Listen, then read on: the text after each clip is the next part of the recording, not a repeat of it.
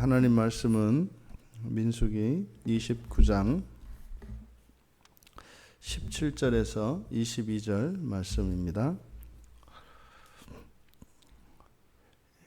함께 읽겠습니다. 둘째 날에는 수송아지 12마리와 순양 2마리와 1년 되고 흠없는 수양 14마리를 드릴 것이며 그 소제와 전제는 수송아지와 순양과 어린 양의 수요를 따라서 규례대로 할 것이며 상번제와 그 소제와 그 전제 외에 숫염소 1마리를 속죄제로 드릴 것이니라. 첫째 날에는 셋째 날에는 수송아지 11마리와 순양 2마리와 1년 되고 흠없는 수양 14마리를 드릴 것이며 그 소제와 전제는 수송아지와 수양과 어린 양의 수요를 따라서 규례대로 할 것이며 상번제와 그 소제와 그 전제 외에 숫염소 1마리를 속죄제로 드릴 것이니라. 아멘. 설교를 잘못해서 다시 한번 정리해서 그리고 설교를 좀 더 정확하게 하기 위해서 다시 이 본문을 가지고 설교를 합니다. 17절과 17절에서 22절까지 읽었지만 전체 내용은 12절에서 34절까지 초막절에 관한 내용입니다. 이 초막절에 드리는 일명 수장절이라고도 하는 이 초막절은 특별한 의미를 가지고 있습니다. 그 특별하다고 하는 그 의미가 일단 이때 사용되는 제물이 특별합니다. 지금 여기에 수송아지 12마리 그리고 순양 2마리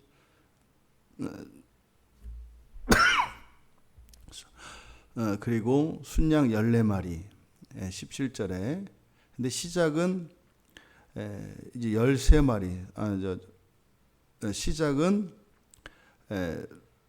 12마리가 아니라 이제 13마리로 시작을 하죠. 수송아지 13마리로 시작을 하고 그리고 순양도 2마리를 드리고 어린 순양도 14마리를 드립니다. 이 제물 자체가 특별해요. 그래서 수송아지와 순양 2마리를 이렇게 제물로 사용하는 경우 이것은 지금 이곳과 이 초막절 때와 제사장 위임식 할 때입니다. 그래서 출애굽기 29장과 레위기 8장에 보면 제사장 위임에 관한 하나님의 그 규례가 있는데 그때 사용하는 제물이 이제 속죄 제물로 수송아지 1마리를 드리고 그리고 수양 2마리를 드립니다. 그때와 지금 그러니까 제사장 위임할 때와 이 초막절에만 이렇게 제물을 씁니다. 근데 게다가 지금 여기에서는 수송아지가 뭐 1마리가 아니라 13마리부터 시작을 한다고요. 13마리로 시작해서 7마리로 끝이 나거든요. 그리고 순양이 14마리나 사용이 됩니다. 그러니까 이스라엘 백성들이 지켜야 하는 절기 가운데에서 가장 많은 가장 큰 규모의 제물을 드리는 절기가 이 초막절이다. 근데 이 초막절의 의미는 우리가 앞에서 이제 살펴보았습니다만 이들이 이제 가나안 땅에 들어가서 그들이 살아가는 살면서 누리는 모든 행복과 안전, 평화, 자유 이 모든 하나님의 복은 바로 광야 생활의 결과인 것을 잊지 말라는 것이에요. 그래서 지난날을 잊지 말라는 것인데 그 지난날 광야 생활이 의미하는 것은 끝없는 인간의 범죄와 불순종입니다. 그리고 그에 반해서 끝없이 참아주고 기다려주셨던 그 언약에 신실하신 하나님 이 대비를 광야 생활에서 나타내는 겁니다. 그것은 항상 오늘날 오늘 살고 있는 우리들에게도 마찬가지고 오늘 숨쉬고 살아있는 이 시간도 지난날에 우리의 수많은 범죄와 또 정말 끝없는 하나님의 자비하심의 결과가 오늘이라는 사실이에요. 그래서 이 역사성을 잊지 말라는 거. 그래서 결코 이 하루하루의 삶을 우리가 과소평가할 수 없다. 거기에는 어마어마한 그 역사성의 무게 위에 또 하나님의 기다리심과 기대 그리고 하나님의 참아주심의 결과로서 오늘 있는 그러니까 오늘에 대한 하나님의 기대는 이루 말할 수가 없는 겁니다. 근데 그러한 이 초막절 그래서 1년에 이렇게 7일씩은 집을 떠나서 광야에 나가서 초막을 짓고 일주일씩 생활을 함으로써 이것이 대대의 자손들에게 반드시 계승시켜야 할 가르쳐서 지켜야 할 중요한 규례입니다. 그런데 이것이 이 초막절이 영적으로 또 종말론적으로 의미하는 바는 바로 하나님 나라를 상징한다고요. 하나님 나라를. 이것이 이제 이 초막절의 의미인데 그러다 보니 이 초막절에 담겨 있는 이 의미들이 엄청 큽니다. 그래서 지금 12절에서부터 34절까지 송아지가 한 마리씩 줄어드는 것을 제외하고는 내용이 완전히 똑같다고요. 그렇게 똑같은 내용을 반복한 것, 그것은 이 초막절의 특별한 중요성, 특별한 의미, 이것을 강조한 것이고 또 이 수송아지가 한 마리씩 줄어드는 이것에 특별한 의미가 있는 겁니다. 그러니까 지금 12절에서 34절까지 달라지는 것은 그 소송아지 하나, 수송아지 한 마리씩 줄어드는 것인 그 차이밖에 없는데도 기록한 것은 한 마리 줄어드는 이것이 굉장히 중요한 의미가 있다는 것이에요. 그래서 이게 뭘까?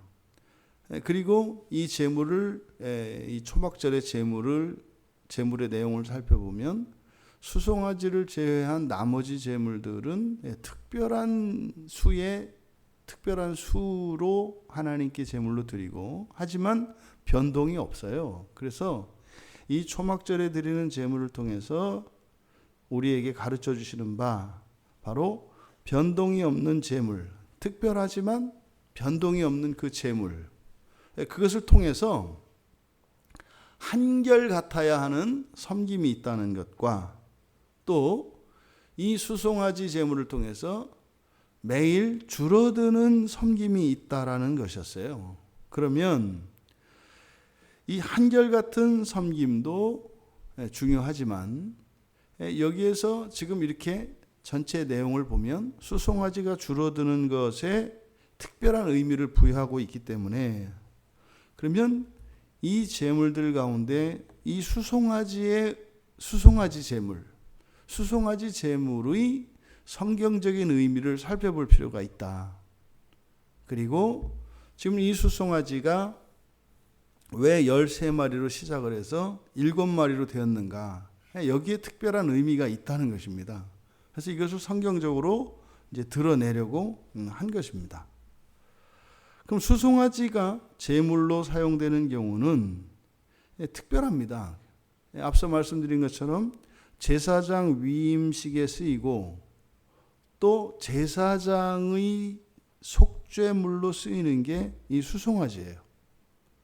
그리고 이제 하나가 이스라엘 회중 전체의 속죄물로 사용이 됩니다. 이 내용이 이제 레위기 4장에 나와 있는 내용입니다.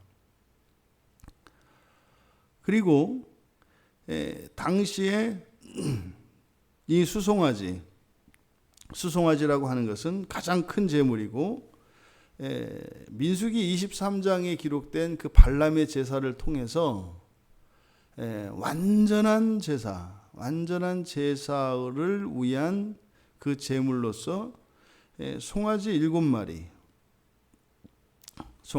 숫소, 그때는 숫소가 사용이 되죠. 근데 숫소 7마리와 수양 7마리가 사용이 돼요. 그러니까 이 7이라고 하는 완전수는 성경에서뿐만 아니라 고대에서 사용이 되는 완전수입니다. 그러니까 완전한 제물을 의미한다고요. 그러면 제사장과 회중의 속죄를 위해서 그리고 제사장의 위임을 위해서 사용되는 소가 완전수 7로 드려져야 할 텐데 13마리가 되어 있단 말입니다. 그러면 만약에 완전수가 되려면 14가 되든지 7이 되어야 한다고요. 그런데 일곱째 날에 7마리로 완전수가 남겨지고 또 다른 완전수가 필요하기 때문에 14마리가 돼야 한다 이 말이죠. 그런데 13마리를 드렸어요. 그럼 이 이유가 뭘까? 분명히 이것은 완전수 14를 사용하는 것이 맞을 텐데 왜 13을 썼을까? 이것의 답을 이제 레위기 8장에서 그러니까 출애굽기 29장에서 이제 위임제 제사장 위임에 대한 규례가 나오는데 이제 레위기 8장과 9장에 가서 이제 실질적으로 이게 드려지죠. 그러니까 이제 레위기 8장에서 다시 한번 반복이 되고 그리고 레위기 9장에서 실질적으로 위임식이 이루어집니다. 레위기 9장에. 그러니까 위임식이 이루어지면서 그때 수송아지를 이제 하나님께 드려요. 그러니까 그 제사는 시내산에서 즉 광야에서 일어난 사건이죠. 그러니까 광야에서 제사장들을 위임하면서 한 마리 수송아지를 하나님께 드립니다. 그렇게 하면서 이 제사장은 특별히 구별된 사람들이죠. 그러니까 지금 민수기에서 이제 앞으로 가나안 땅에 들어가서 너희들이 초막절을 드릴 때 이제 13마리 수송아지 13마리를 드려라 한 것은 바로 레위기 9장에서 하나님께 드린 수송아지 한 마리를 제외하고 그 다음 이제 13마리부터 시작한다 이 말이에요. 그러면 이것이 붙어 있는 거죠. 그러니까 제사장이 세워지기 위해서 드려진 수송아지 한 마리와 그리고 이제 가나안 땅에 들어가서 초막절을 지킬 때 이제 드리는 이 제물로서 사용되는 13마리가 합쳐져서 14마리가 되는 거다. 왜요? 이 초막절 절기를 지킬 때는 대제사장이 집례를 해야 되기 때문에 이 대제사장을 세우기 위해서 드려진 한 마리를 제외하고 그러니까 대제사장이 수송아지 한 마리를 대신한다. 그래서 14마리가 된다. 그런데 가나안 땅에서는 13마리부터 시작을 하는 것은 광야에서 제사장들이 세워졌기 때문에 그래서 그 연속선 상에서 13마리를 드리는 것이다. 그래서 이 13이라고 하는 숫자는 제사장의 숫자입니다. 제사장의 숫자. 그래서 이 13이 왜 제사장의 숫자냐? 이스라엘의 자손을 상징하는 숫자는 12입니다. 12아들 12지파 12가 이스라엘 백성들 온 회중을 상징하는 숫자가 12이에요.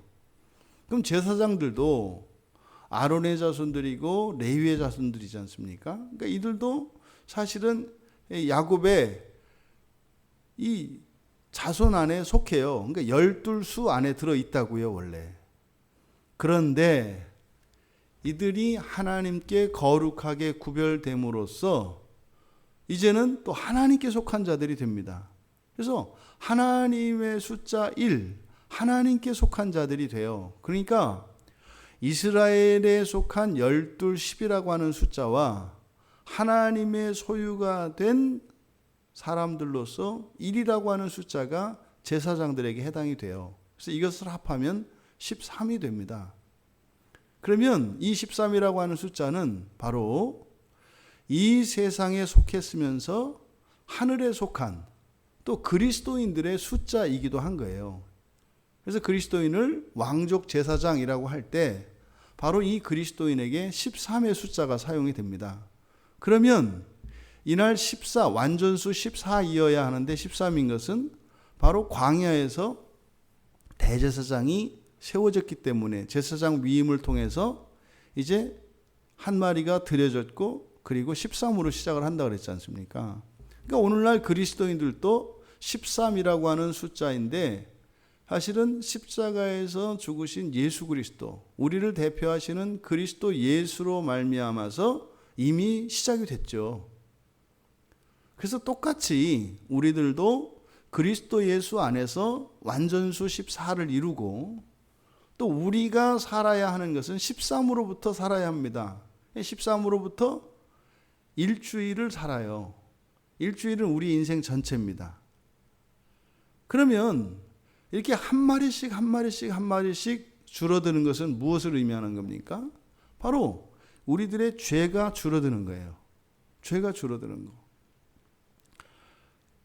맨 처음에 13마리로 시작해서 일곱째 날 7마리로 이제 제사가 끝나는 것은 바로 두 번의 완전수인 7을 하나님께 드림으로써 점점 죄가 줄어드는 우리들 자신이 하나님께 드려져야 되는 거죠. 그래서 우리가 분명히 우리 스스로 지금 여기서 드리는 모든 이 절기의 제사들은 자원하여 드리는 것입니다. 자기의 것을 하나님의 것으로 돌려서 코르반, 이제 전적으로 하나님의 것으로 자원하여 드리는 제사거든요.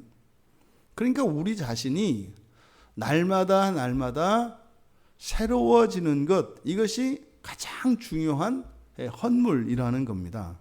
그런데 조심할 것은 완전수 7, 2개가 사용이 됐는데 완전수 하나가 사라져요. 그러니까 이 세상에서 우리가 회개해야 될 분량이 있다. 반드시 회개해야 될 분량이 있다. 하지만 그것이 우리가 하나님 나라에 들어가는 근거가 되지는 못한다. 왜요? 여기서 매일매일 송아지 한 마리씩 줄어듦으로써 우리에게 일어나는 성화의 일, 성화의 진전을 나타내는 거예요. 송아지 숫자가 줄어드는 것은.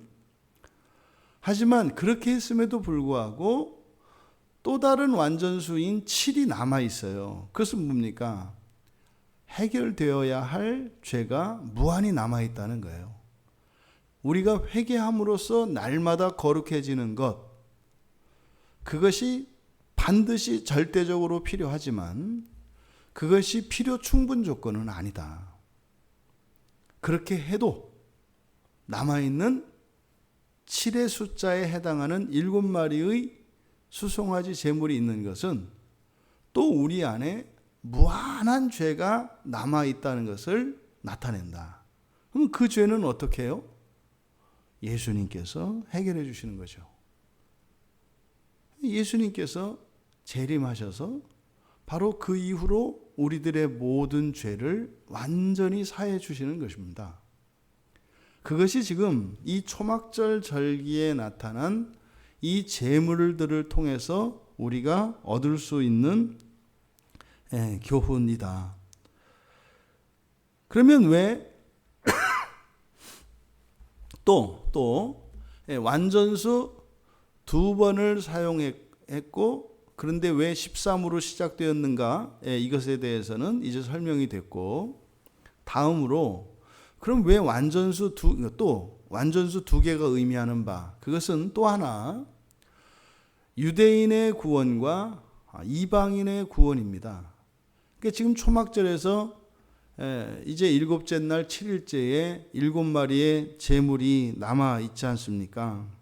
그러니까 이 초막절을 통해서 우리의 지난날의 광야를 되돌아보기도 하지만 바로 이 초막절 절기를 지내는 가나안 땅은 하나님 나라를 상징해요.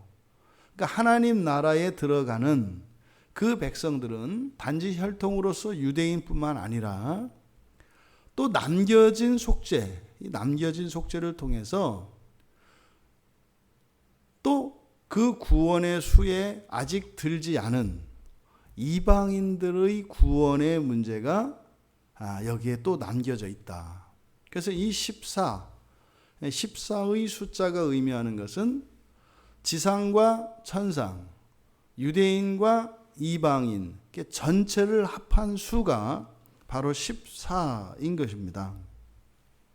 그래서 완전수 7의 두 개의 합인 14를 이용해서 이 초막절 제물을 사용한 것은 그런 의미이다. 그래서 어린 양도 어린 양, 1년 된 어린 양의 제물의 숫자는 14입니다.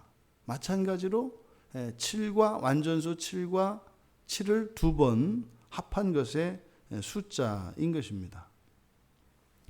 이 초막절에 담겨 있는 이 깊은 영적인 의미, 이것을 통해서 오늘날을 살아가는 우리들 그리스도인들의 이 속죄의 시작이 그리스도 예수의 십자가 사건이라는 것, 이것은 마치 이 민수기 29장의 상황에 있는 이스라엘 백성들에게는 레위기 9장에서 대제사장이 세워진 것이라고요. 그러니까 십자가 사건은 단순한 속죄와 화목만을 의미하는 것이 아니라 우리들의 대제사장, 우리들을 위한 대제사장이 세워진 사건을 의미한다. 그리고 이제 우리는요, 남은 완전수 7에서 1이 빠진 6이죠. 6의 숫자만큼, 다시 말해서 우리 각자에게 남겨진 회개의 분량이 있다는 것이죠. 이것을 우리가 이루어 가며 살아가야 한다. 그리고 우리 개인의 정말 죽음 이후에 남겨진 그 7, 또 무한한 그 죄에 대해서는 예수 그리스도께서 완전 속죄를 이루어 주셔서 바로 그 하나님 나라에 들어가는 데 필요한 완전 성화를 주님께서 이루어 주신다라고 하는 사실입니다. 그래서 이 초막절 절기를 통해서 구약의 이스라엘의 율법에 따른 구원의 길, 그리고 신약의 십자가를 믿는 구원의 길이 하나이어야 한다는 사실을 우리에게 깨우쳐 줍니다. 그래서 유대인의 구원과 이방인의 구원, 그래서 하나님께서 선택하신 모든 인류의 구원이 완성되어야 그것이 하나님께서 계획하신 구원의 완성이라고 하는 것. 그래서 오늘날 우리들은요, 이 유대인들에 대하여 이렇게 배타적인 의식을 갖는 것에 대해서 경계해야 합니다. 이때 유대인이라고 하는 것은 구약의 유대인을 말하는 겁니다. 오늘날 살고 있는 유대인을 말하는 게 아니에요. 오늘날 살고 있는 유대인들을 이렇게 구약의 유대인과 동일시해서는 안 됩니다. 이걸 동일시하려는 사람들이 메시아닉 주예요. 유대교 출신인 유대인으로서 기독교인인 사람들을 이제 메시아닉 주라고 하는데, 그러니까 모든 유대인이 메시아닉 주는 아니에요. 그래서 구약의 유대교의 연속선 상에서 예수를 믿고 그 구약에 주어진 이스라엘의 선민의 지위를 계속 유지하려고 하는 사람들이 메시아닉 주예요. 그래서 메시아닉 주들이 가지고 있는 큰 문제점은 이방과 유대인을 나누고 있다는 것. 이게 큰 문제예요. 구약에서는 그렇게 하는 것이 맞습니다. 그때는 유대인과 이방인이 나뉘어요. 하지만 예수님이 이 땅에 오셔서 이제 십자가에서 죽으심으로써 온 인류의 유일한 대제사장이 되셔요. 그것이 바로 오늘날 살고 있는 유대인은 그냥 사람입니다. 사람. 지금은 그리스도인과 비그리스도인으로 나뉠 뿐이에요. 예수를 믿는 사람과 믿지 않는 사람으로 나뉠 뿐이다. 그래서 앞서 좀 전에 이야기했던 이 구약 시대에 살았던, 지금은 다 죽어서 없죠.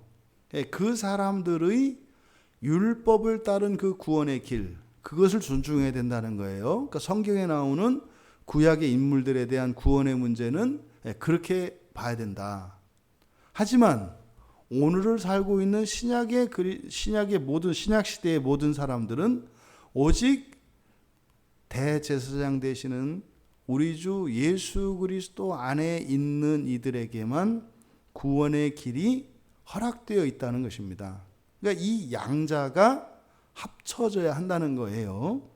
그래서 우리가 구약을 볼 때는 신약의 어떤 기준이나 잣대를 가지고 그대로 봐서는 안 되고, 구약의 인물들에 대해서는 율법을 통한 율법의 의로 말미암는 그 구원에 대한 관점으로 그들을 평가하되, 신약의 복음적 의미로 해석을 해내야 하는 거죠.